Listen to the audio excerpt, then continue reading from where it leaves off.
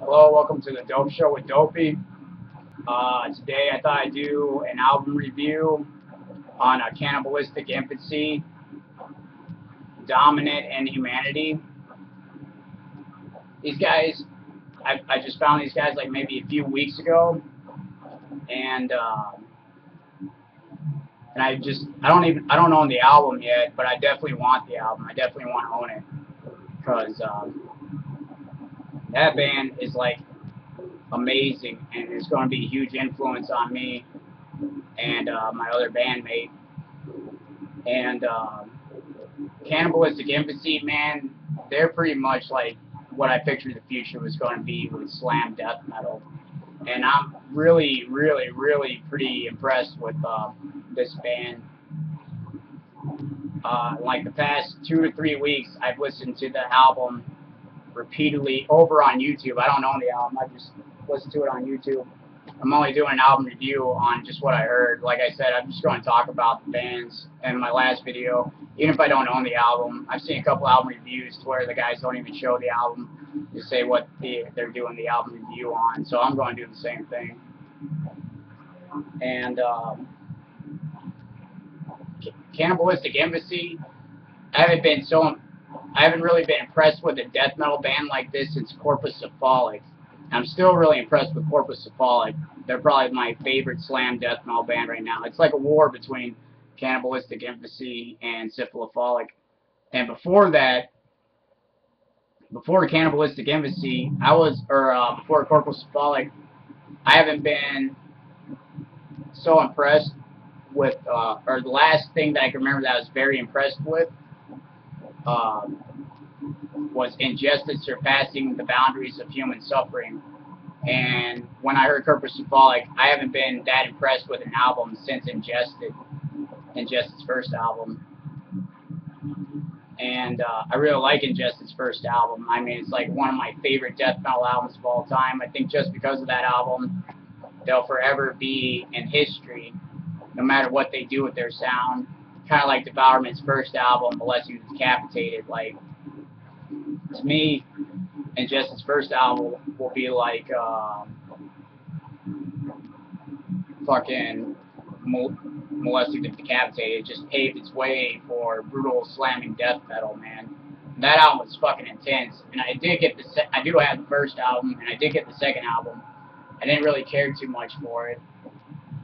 And I just gave it to a friend because I didn't even like it. I listened to it, and I listened to it for a while. It's like maybe like a month. And then eventually I just got bored of it and got rid of it. And so far what I've heard of Injustice's new stuff, it's not that bad. I only heard one song in game. I'm sure everyone who's an Injustice fans listened to it. And it's really a mixture of the last two albums together. It still has a type of a deathcore sound, but they did pick up their slamming sound again, which is really cool. So I can't base my opinion just off of one song either. So I can't wait to hear the new album. But yeah, this album review is about Cannibalistic Infancy. And these guys, I'm so impressed with. They've only been out for 2 months. And only for being out for 2 months, they posted, I don't know if it was them, it had to have been them, but they posted the entire album that they just came out with on YouTube. And every single song is excellent. Like, I mean, it seems like I'm on the same page with those guys, or just like we have the same ideas and where metal is going, you know, or where death metal is going, especially slam death metal, and that's just epic, man. Like, I could always predict the future of death metal, and like back when I first heard Short Bus Pileup, I'm like, this is the future, and that was really the first band to get me into slam death metal, to start defining the slam death metal definition of slam. You know, like I was really starting to see what the slam death metal sound was, and then you know, at that time I was picking up on other bands like Cranium and Begging for Incest. Waking the Cadaver was one. I really believe Waking the Cadaver is a slam death metal band. That's just what I believe. They have some pretty good slams in their shit. But yeah, man, this Cannibalistic Infancy album is so amazing, and I'm so impressed with it. the only thing that would make it better, to where it'd be like the ultimate album of all time, is if the bass was better. And that's just me personally, because I used to kind of be a bass, or I did pick up bass for a while, and then I just set it down and forgot how to play. And I just always have respected bass in any metal band or any genre. I just love the sound of bass. I think bass is an epic sound. I think if you're going to be a band, if you have a bassist, then you need to have that bass sound in your band. There's so many death metal bands that are out there that you can't even tell there's bass in it. You know, I mean, like Begging for Incest doesn't have a bassist, and that's cool. They sound like a guitarist. And if they had a bassist, and they still sound like that, it'd just be pointless to have a bassist. You know, I mean, you might be able to hear it better live, but it's like you need to hear it on the album. Just because it's inaudible or muffled out, it just kind of sucks. But I mean, when you got bassists like Cannibal Corpse's Alex Webster's bassist, he makes himself be heard, man. You know, and that's the only thing that I think this album is missing. Other than that, it's got pretty much everything, man. It's like slam death metal, technical death metal.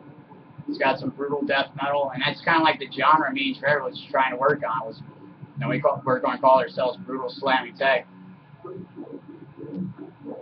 And I'm just like, man, there's like riffs that we do that are almost like head on with these guys of what they do. I'm not trying to say that they stole our shit directly, but I don't know. Or if anything, they're a huge influence on us now anyways. So I'm sure we'll be stealing from them. We steal from everybody. Like, we have lots of influences, you know.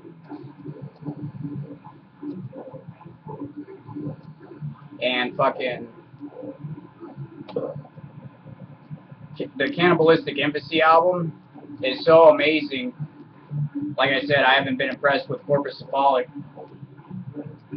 or like the last album that impressed me was Corpus Cephalic, and the new Cannibalistic Infancy album is so far beyond driven. That's the only thing I can think about it, man. Everything about it's brutal, the slamming, the technical riffs. It's probably my favorite album 2013. It probably will be for maybe a year or two.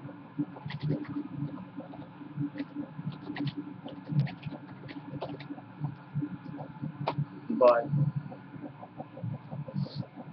that, and I'm listening to it right now, man. I just know me and Shredder love it. And we finally decided to add another guitarist to our band. We've been asking him to join our band for a long time, and then we might get another bassist. So we're finally starting to pick up some members, which is cool, and I'm hoping that we get, and we'll probably still be using our drum track until we find an awesome drummer. In Clinton, Iowa, we're not going to find a death metal drummer.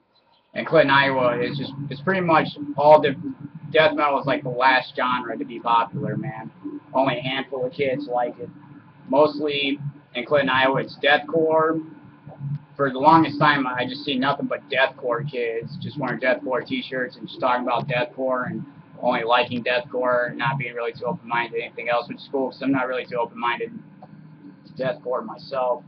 I am digging Carnifex. They're growing on me, pretty much. And it's just about all I gotta say, man. The new Cannibalistic Infancy album. I had to do an album review on it. I don't know if there's any yet. I think I'm gonna look up, see if anybody done an album review on these guys. But I'm just telling you, man, these guys are going to be the future. I can already tell. Like, they're like a short bus pile up, Begging for Incest, Abominable Putridity. I mean, and they got like all that sound mixed together, and it's fucking epic and amazing. And I know these guys are going to fucking destroy the underground. They're from Russia. They're a 4-man band.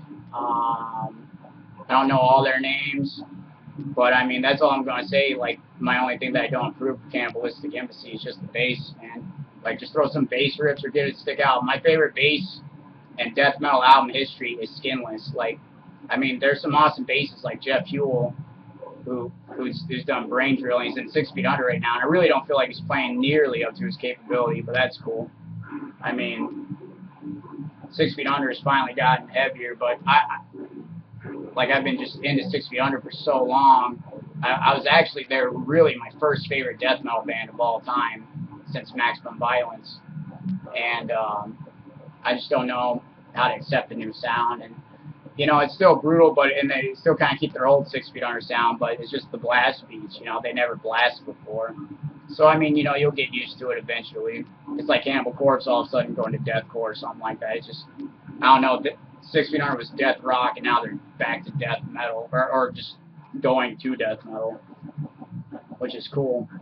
They still got OG Steve Swanson, which is my personal favorite. I mean, Chris Barnes is a cool dude. I've talked to him. He's never really shown me any disrespect.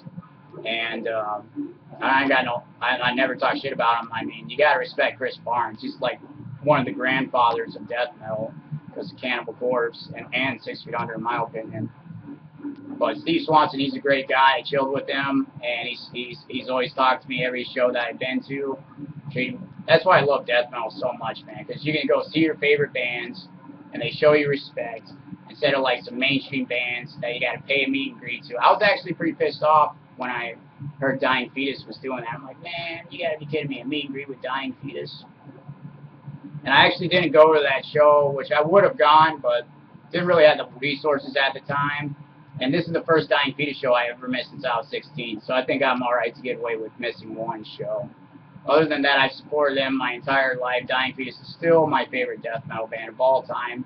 Even if I didn't like the last album, I do like the new album. I think they definitely made a comeback. But War of Attrition was just, oh, godly awesome. So I just went and started talking about a bunch of death metal albums and other stuff, just rambling. I just felt like doing it. It's like 1, 2 in the morning. Ain't really got nothing to do, so I knew I was wanting to do a Cannibalistic Infancy album review. And I'm telling you, man, you guys got to support this band. They're going to be the future of death metal and the direction they go. As long as they keep evolving, man. I mean, these guys are like a lot of bands combined together on steroids. I mean, they're just epic, and they're so heavy and mean. The vocals are your extreme guttural vocals. I'm just like, leave it to other countries to perfect slam, man. You know what I mean? Like Japanese slam is awesome. Japanese death metal is mega awesome, or Japanese slam death metal. I'm like, if there's one thing the Japs know how to do, is slam death metal, straight up. And no one can deny that Russian slam death metal is mega awesome. 7H Target. I'm a huge fan of 7H Target, Abominable Putrid. You know, both those bands together are fucking epic. You know, and I especially love the new 7H Target album. I always love 7H Target. They got some, they're slam, but they're very technical math tech type shit, which is cool, man. Like, their new sound, and I just really like it. To me, they remind me of almost like Skinless. They really do. They just got like the Skinless sound, and you can actually hear the bass in that pretty well. So, you know, if you got a death metal album where there's excellent bass, I'm gonna love it, man. Like, Skinless's first 2 albums, and I'm so happy that Skinless is getting back together, so I can't wait to hear what they got going on, because Skinless's first 2 albums, everyone knows if they're a Skinless fan, they got 4 albums out, I got them all, and their first 2 albums are the best albums, straight up. Progression Towards Evil and Foreshadowing Our Demise, and Foreshadowing Our Demise almost beats the first album. It's almost just a little bit better than the first album, and God, I love this Cannibalistic Infancy. I can't even remember. The last time I think I loved something this much was Begging for Incest and Ingested. When those bands came out, I was like, oh my God, that sounds epic. Begging for Incest, Awaiting the Fist, and Ingested, Surpassing the Boundaries of Human Suffering. So, but yeah, you gotta check out Cannibalistic Infancy if you haven't. Do it now already. And buy their album. I can't wait to buy a t-shirt from these guys. So far what they got, I'm not too into.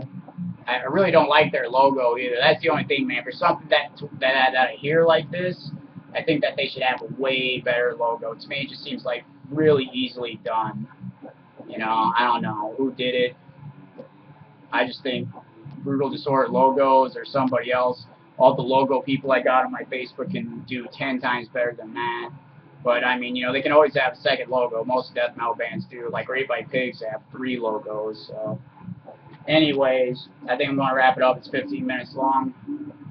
Check out Cannibalistic Infancy, the full album, Dominant Inhumanity. or dump, something like that. Anyways, take it easy. Have a nice day. Peace.